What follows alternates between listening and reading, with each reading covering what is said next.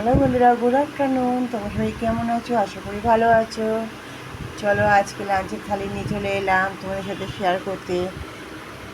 তোমাদের খাওয়া দাওয়া হয়ে গেছে কিনা কমেন্টস করে জানিও, আর কী বা খেলে সেটাও জানিও। দেখো আমার লাঞ্চের থালিতে কী কী আছে আজকে। হচ্ছে ভাত, গন্ধরাজ লেবু, পেঁয়াজ, শসা, উচ্ছে আলু ভাজা, ডিম ভুজিয়া, এদিকে হচ্ছে চাল কুমড়োর ছেচকি,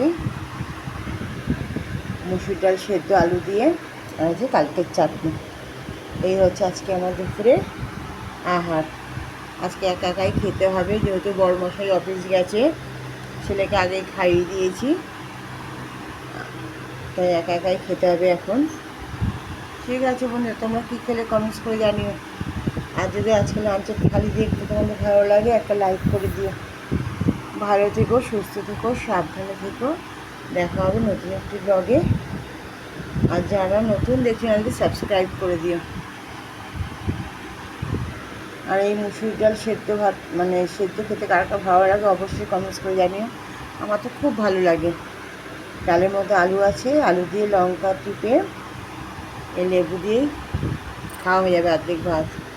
যদি আমি একটু অল্প ভাতই নিয়েছি, কারণ ওই বেলা একবার ভাত খেয়েছি, বেশি ভাত খেতে পারি না।